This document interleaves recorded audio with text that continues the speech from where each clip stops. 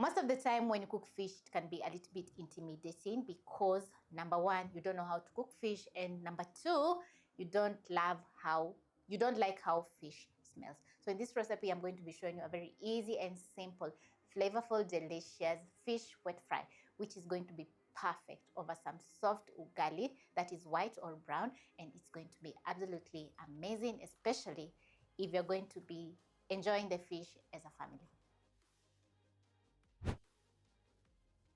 This is a recipe for one, so you can double, triple the ingredients to make some more fish wet fry for your family. So this is tilapia fish, which I've washed thoroughly, made sure there are no scales on the fish, and also I've cut slits on the fish just like this, which is going to enable the seasoning or the salt to seep into the fish. I have prepped up several fresh ingredients like tomatoes, we have carrots, coriander, some garlic, assorted peppers, lots of onions, a couple of spices, cooking oil and salt, and you're going to find everything listed in the description box in the right quantity.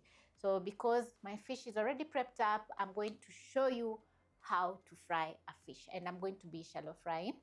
So I'm going to place a pan which I've added in around 4 cups of cooking oil. Is that deep frying or shallow frying? Because I'm using a shallow pan, let's say it's just shallow frying, but if you will use a deep frying pan, you can and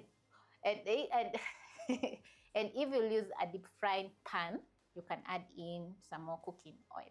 So I'll wait for around a minute or two for the cooking oil to get hot so that we can place in the fish.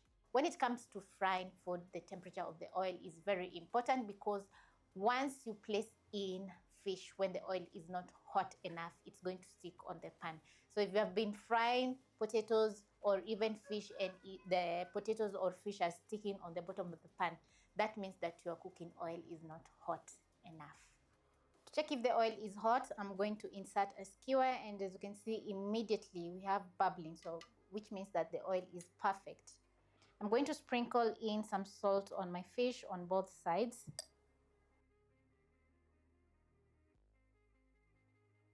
Then I'm going to transfer to my cooking oil.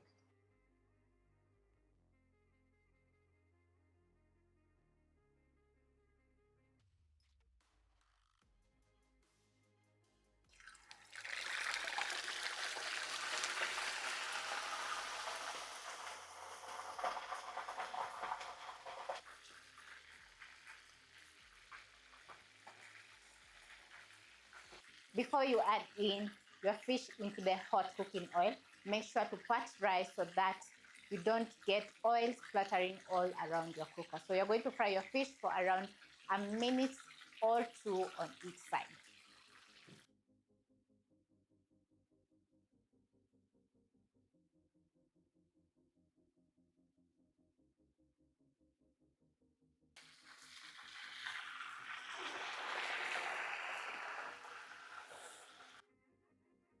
When the fish is ready, I'm going to use my tongs, shake off any excess oil, then I'm going to transfer to a plate. And just look at this beauty. It's looking so good and so delish. Then I'm going to grab a pan, place over medium flame. And now it's time to make the delicious sauce to coat the fish. So I'm going to add in a tablespoon of cooking oil into my pan. And this is a 12-inch pan, so the fish is going to fit in perfectly. If you have a smaller pan or you're using a pot, you can cut the fish in half before frying. Once the oil is ready, I'm going to add in my onions. Add in garlic. Stir in the onions and cook for around a minute until soft. So keep on stirring so that the garlic doesn't burn. So as the onions are cooking, I'm going to blend up 2 medium tomatoes. So I'm going to transfer to my blender, cover and blend into a puree.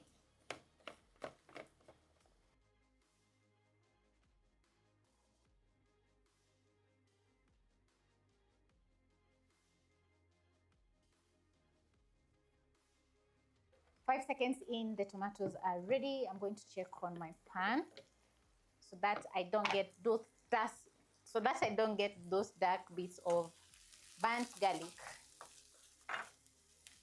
Once the onions are soft, just like this, you're going to add in your assorted peppers, add in your tomatoes.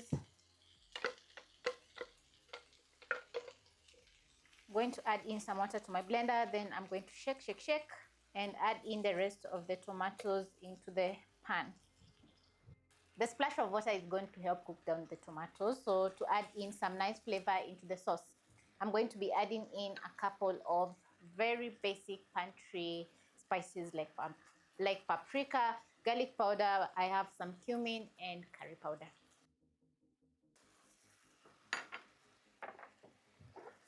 Add in some salt.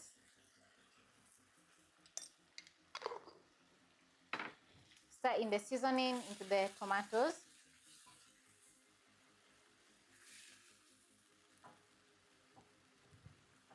Stir in the spices into the sauce, and if you notice that your pan is drying out, you can add in a splash of more water.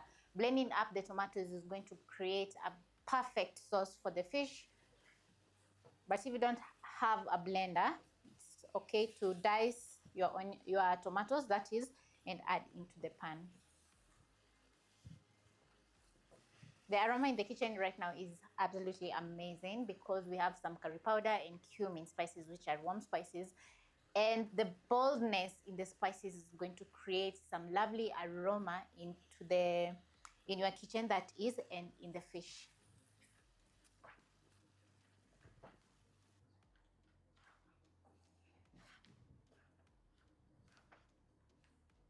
I always double check when it comes to buying spices if I have some cumin and curry powder, because cumin is super versatile. You can add into curries together with the curry powder, and also you can add into simple breakfast recipes, and the outcome is going to be delicious. So you can't miss out buying some cumin and curry powder in your kitchen.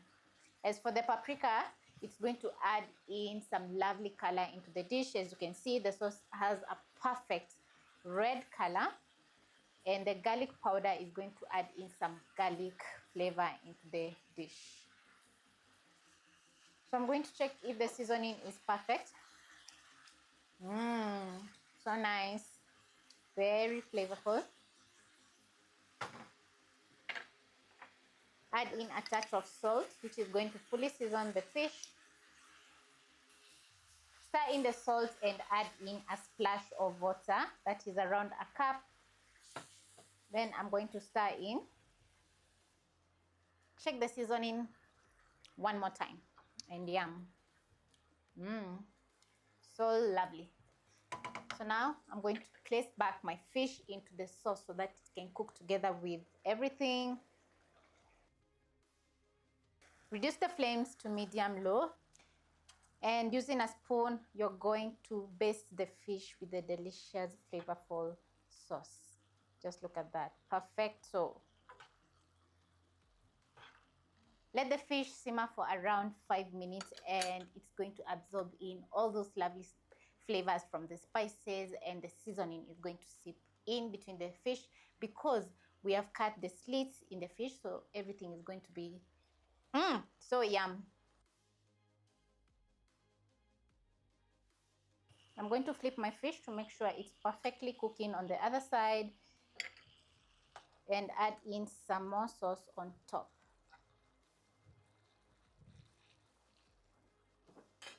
When the fish is almost ready, I'm going to add in some carrots on the side so that they can soften up. When the fish is ready, you'll notice that the sauce has reduced and thickened up, so you're going to garnish with coriander to add in some color and serve.